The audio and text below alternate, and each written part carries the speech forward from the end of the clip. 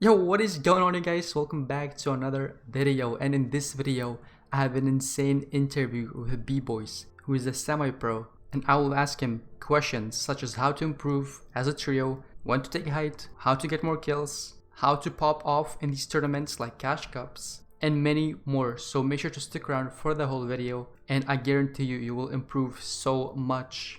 So just sit back, relax, and enjoy the video. But now, before we jump in this video, super quickly, just leave a like and subscribe if you enjoyed this content. But now, let's not waste any more time, let's jump in this video. Okay, so the first thing is, do you recommend playing arenas or scrims? To improve your gameplay. Yeah. I think that if you're in, let's say, Division 7 or higher, I think it's a lot better to play scrims for a couple reasons. One, the end games in it are usually around like 3 times as stacked as regular arena. It tends to be better players, and the thing I like about it most is that, especially if you're trying to, with this season especially, that there's a Champions Cup happening that everyone's trying to work for. When you're doing arena and when you're not, important thing is to like learn new strats and like try to improve your gameplay. And sometimes with that is taking risks, and taking risks you're bound to fail, and losing like 40, 50 points consistently like every single game by playing a regular arena match can be really frustrating, especially when you're trying to push points. But when you're playing scrims, of course, you take points, which is really, really important and really, really good to help you practice, because you can take risks and try new things without really having any repercussions. So I think that's really beneficial. I think that if people are trying to learn mechanics, new drop spots, learning different ways to rotate, or maybe figuring out in the trio they want to be a support and who they want to be a fragger, they should definitely be trying scrims, especially if they're trying to save their points. Definitely be playing scrims if you're trying to learn new stuff. The best advice I can give them. And when it comes to like your trio, like your roles, what would you recommend for your trio roles? So for trio roles, the roles of IGL support fragger. Support, I feel like, is kind of a role that it has a different meaning with it. Like support's just kind of like there. And a lot of people say they're support, but a lot of people have different definitions of what they consider be a support player.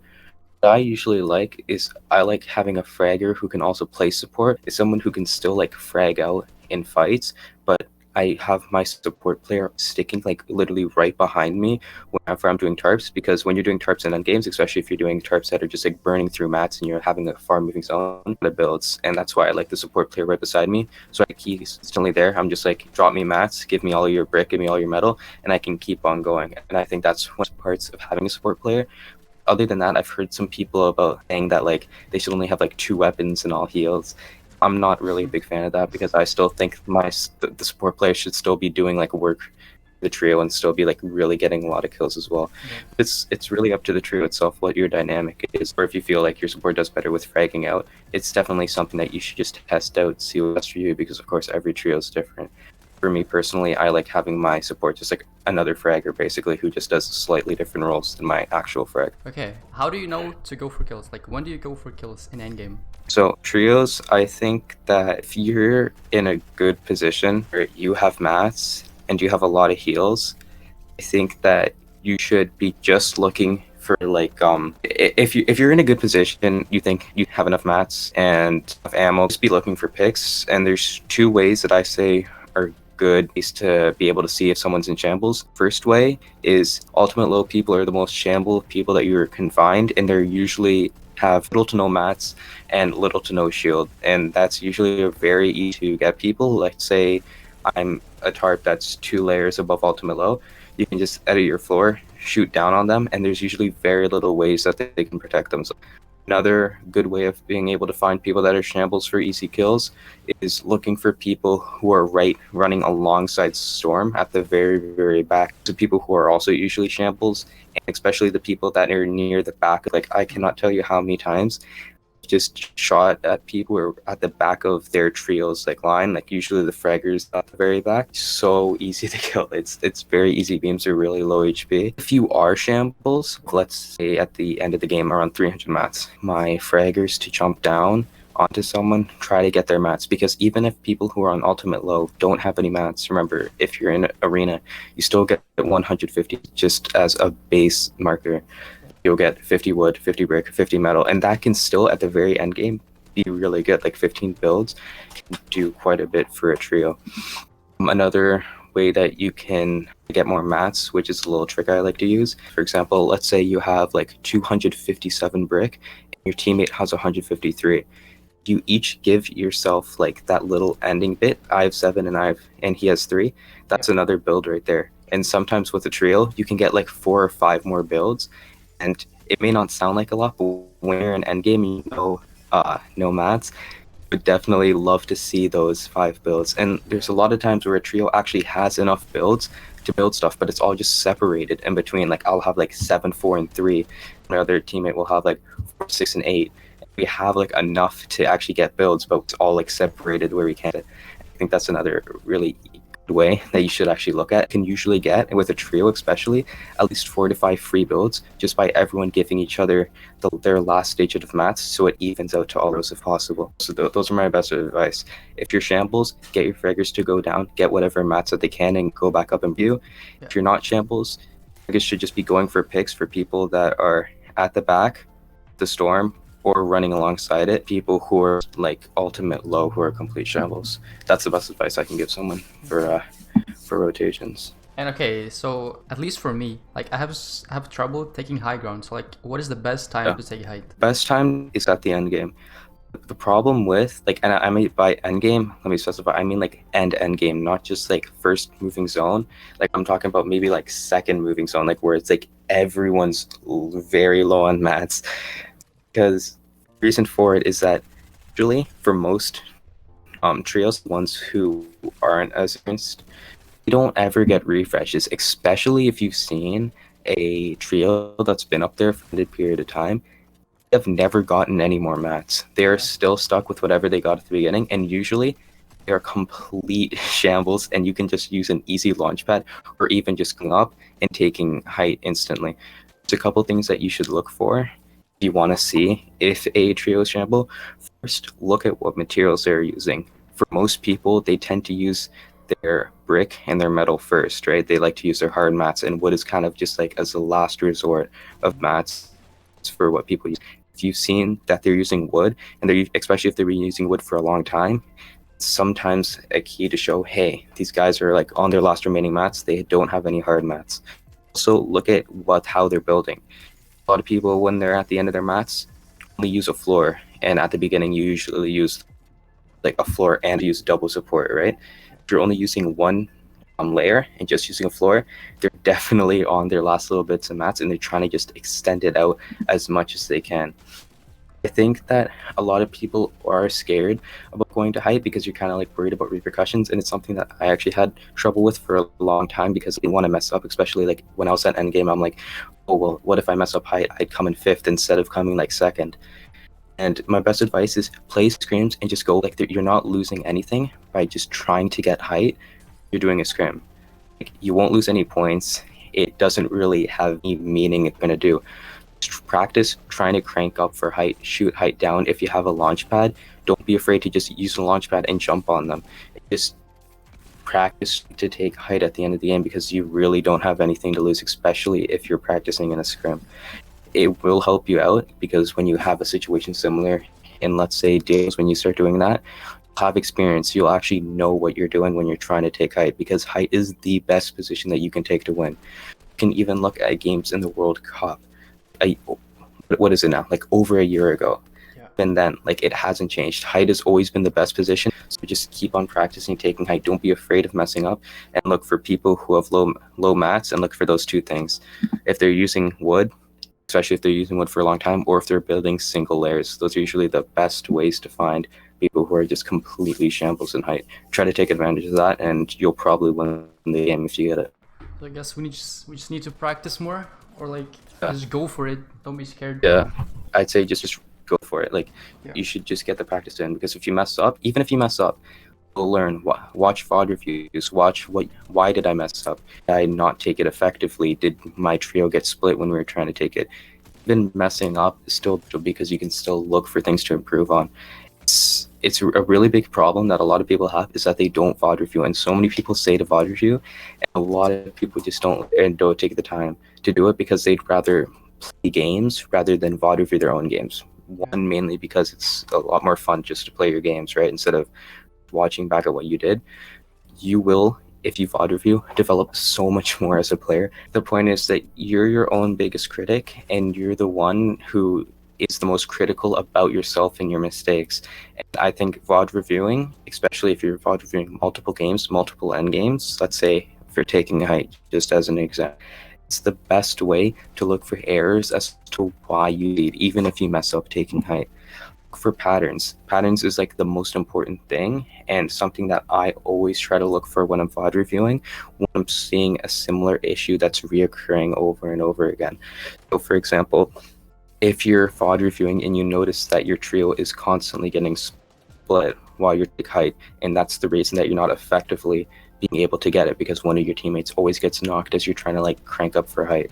It's something that when you're VOD reviewing, it's a lot more easy to like and be able to solve and look for a solution than if you're just playing games.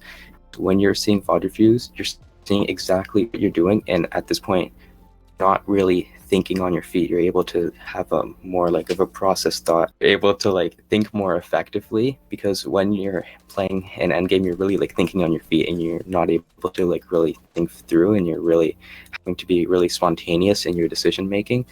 When you're VOD reviewing, you get to be able to see a lot more of your, being able to distinguish what your problems are is the best way to improve. So if you're not VOD reviewing, you should be VOD reviewing if you really want to get to the next level and start placing like really well in tournaments. Yeah. So that's like literally the best advice I can give someone. Easiest way to find your mistakes is VOD reviewing.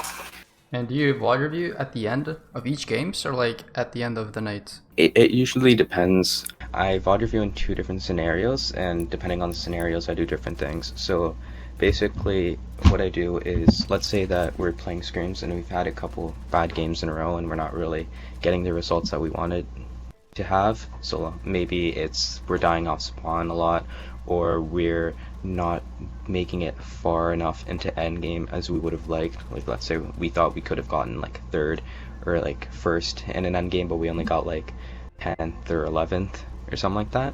I usually like to just stop our games right there and then take a break and look at our VODs and see what we're doing wrong. And like I said before, like looking at patterns, because everyone's bound to make mistakes, and the best way to like find your mistakes, establish what they are, and be able to find a solution is VOD reviewing, looking to see what you're consistently doing wrong. Like maybe we're getting split a lot during rotations, maybe we're not choosing the right types of rotations, like we're going into a really contested area when we could be going into a dead zone, or we're too high up of a layer and we're consistently getting shot down, for example.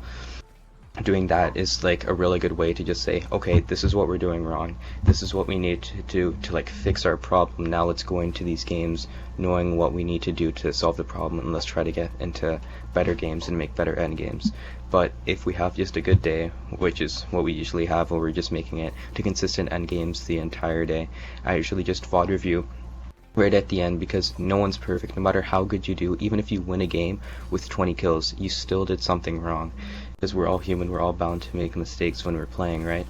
So even then, looking for even smaller details, maybe we did get split but it didn't turn out in a bad way, or we were building too high when we shouldn't have, and if we built lower or into a better layer or supported it better when we were on height, we could have minimized risks. Because I feel like what a lot of people have trouble with is that just because a plan that you had succeeded doesn't mean it was the right plan, and that's very, very important. And if there's one thing that anyone should take away from this, is that just because it worked out doesn't mean it was a good thing. There's so many times where you get lucky, where you made a stupid decision and it turned out.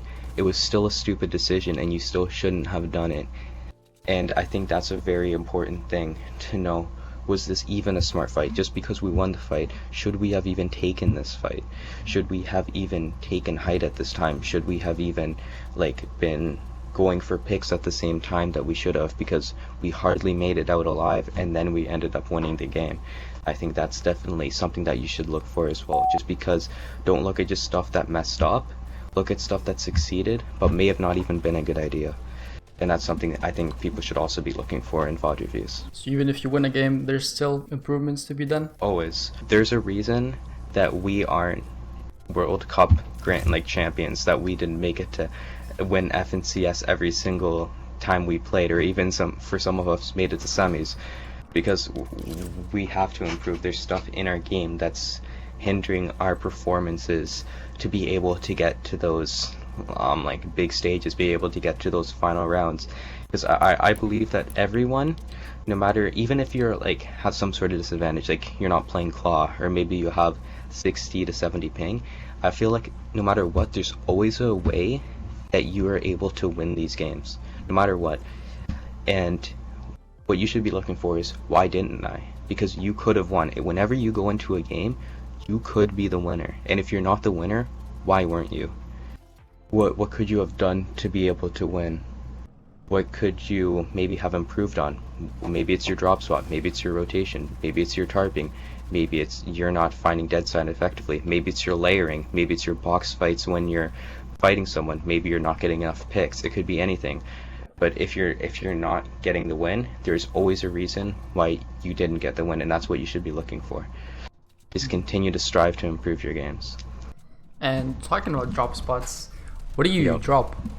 If that's not a secret. Yeah, no, it's not a secret. Anyone can go challenge me. If you're playing Console Kings, you can challenge us anytime. We're landing salty right now. Oh, salty. Yeah, we're landing salty. But I just want to make it clear, the first time that I've landed at a large POI. I am not a fan of landing big POIs, and I think that if you're an IGL and you don't think that your fraggers, and it's nothing against them, but I think it's better if you be honest with yourself. If you don't think that your fraggers are good enough to win POIs, don't land POIs. I've seen so many people that are asking me to help them improve their game, and I'm like, where are you dropping? And they'll say like a big POI. Like they'll say, oh yeah, we land Authority, oh we land Retoro. And I'm like, how often do you even get out of Retoro? And they're like, oh, we get out maybe 30% of the time. I'm like, yeah, that's a problem. Like you need to be getting out consistently. You need to like be making sure that you're making it to as many endgames as you can. 30% is not an acceptable percentage of being able to get out of POI. I think a really good way, if you want to look for POIs, is go on lootlake.com, which shows you every single chest, like henchman chest, fishing spot, ammo box, like literally anything, even zip lines, whirlpools. It shows you everything in the map. You can make your own looting path. You can also, I don't really recommend this, but look up videos of like people's trio spots and like good trio spots. The reason I don't really like that, especially if they're big YouTubers, is a lot of people are watching that, and those trio spots that may have been uncontested previously are probably very contested. If there's a YouTuber with 2 million views showing you these spots, they're probably not that safe anymore. There's probably a lot of people going there. Or another good way is to go on Battle Labs. I feel like Battle Labs is a feature that isn't used as much as it should be. Battle Lab is so good. If you don't know what Battle Lab is, it's a mode in Fortnite. It's in between your arena and your creative mode, and basically what it is just an open map where you can just explore looting paths, where you can just jump into the game. It's kind of like how Playground used to be, if any of the Chapter 1 OGs remember. It was just a like free map. You can learn looting paths. You can learn, okay, here's where all the chests are, this is where we can loot, this is where we can go on the map, and you can like just practice rotations around the place. You should definitely be using Battle Labs, especially if you're introducing your fraggers into a new location. Go on Battle Labs first, show them around, show them how they're going to rotate through everything, where all the chests are, where you can get your mats, and like base it around there, because it's a lot better for them to actually get a feel, at least, of how the drop spot is, like how you can rotate, where you can get your mats, where you can get your chests, where you can go after maybe to get extra chests, because that's an important thing. There's usually a lot of just random chests in the game that of course not a single whole trio will land at, that you can always just like scavenge around and like collect 3 or 4 more chests that are around the map during your looting path. I think that's a really good resource that you should be using, and something that isn't used as much as I definitely think it should be. And so for the new items that have been introduced in competitive, like, do you use crash pads and stuff like that in games or not? I think crash pads are kind of underrated right now. There's a couple uses of crash pads that this is something that I've been keeping to myself, but I'll share it for this video. Okay. A couple strategies I've been using. Number 1, crash pads throw crash pads into people's base and it will literally destroy their base. Just try it once. If you throw a crash pad, basically what it does is it destroys like everything that's around it. So it's, I don't know how many tiles it is. I think it's around like 3 to 4 tiles long. But if you throw a proper crash pad, it will basically just open up their entire base no matter what map it is. And you can just completely destroy enemy bases. Another thing that you can use it for is if you're like really ultimate height and you have crash pads, if someone shoots you down, boom, you can crash pad, you can save yourself instead of getting like knocked down, because like people are very annoying sometimes with that shooting height down, especially with people who get like rocket launchers now, because I think Marauders like drop around like 5 rockets at least, and then adding on whatever rockets you got like during your looting path. So like there can be teams with like 9 RPGs, like 9 rockets worth of RPG shots that are just shooting you down, and if you get shot down, crash pads are a good way to save your life. It can be helpful. It's kind of like how bouncers were back in chapter 1. Another thing that you can use it for is it can be a replacement to short pads. I'm sure quite a bit of people know what short pads are, but it's basically just putting a ramp over your box where your pad is, just to do a shorter pad where you're not in the air as long as you are. There's a couple techniques that you can use where you put like, let's say you're making 1x1, you put a ramp in the direction that you need to go inside of your 1x1 and put your crash pad onto the ramp, and it can quite well substitute as a short launch pad. And I also think that's a pretty good option as well that people should use. Crash pads do have quite a few uses if you use them right. They're not that bad if one person holds them. Yeah, but in trios it's kind of scary because you can get split pretty easily with them.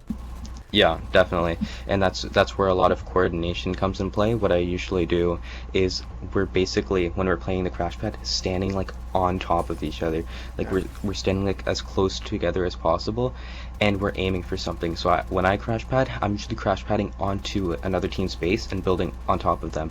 And the reason I do that is because let's say they're building a 2x1 base, so it's like 2 long and like 1 high.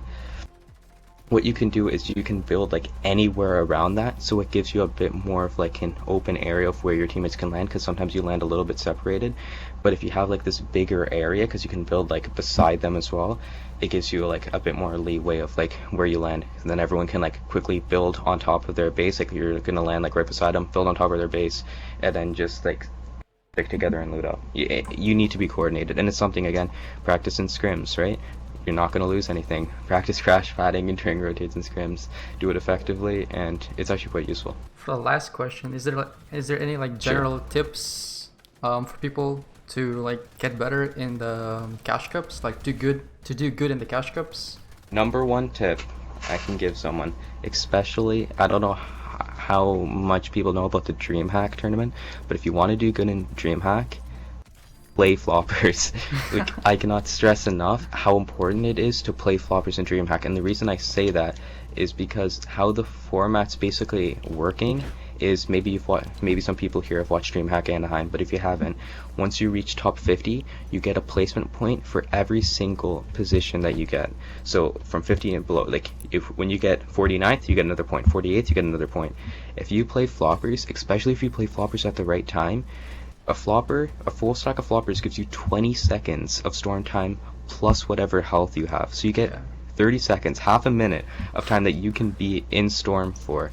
And you don't understand, unless you've tried it, how effective that can be. If there's 25 people left and these really stacked lobbies where everyone's trying to rotate in and everyone's shamble, people are dropping like flies. You can go from 25th to 12th just by playing floppers and just by extending your time out and just trying to like get as many cheeky placement points as you can after each game. And if you do it effectively and you do it the right way, you can add another 50 points to the total points that you get in the entire tournament, just because you played floppers, just because you extended out the placement points that you were able to get in the top 50s. So number 1 tip I can give you, just play. Land somewhere or loot somewhere where you can get floppers, play floppers, you'll thank me later.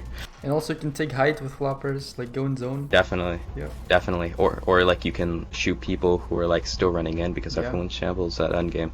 You shoot someone, they're not expecting it. Like I said, people usually have high shield, low health. So even if they're full shield, they're still probably like 85, 75, like total health and shield included. So everyone shambles. in that endgame when they're tanking Storm. So you can get a couple picks off, you get another 5 seconds in there just from the siphon. It can be very useful, especially with those 5-point eliminations. Those are quite good as well. If anyone wants like any more tips, they can add me on Twitter. It's at itsbboys, ITSBBOYZ, no spaces. Or you can leave a comment. I'll look through the comments. If you have any more like questions that you have to ask me that we didn't talk about this video, I'll look through them all and I'll answer as many as I can, as quickly as I can. Yeah, so and I'll leave a Twitter in the description so you can check it out there. All right, thank you. Thank you, bro. Well, we can do like another video in like, I don't know, like next FNCS or whatever. Yeah, definitely. Like, or like if there's like a ton of questions, Yeah. part 2 potentially. I don't know. Yeah, for sure. So that is going to be it for this amazing interview. Thank you so much, B-Boys, for coming in and talking about this. But of course, if you enjoyed this content, leave a like and subscribe. But that's gonna be it. Peace out.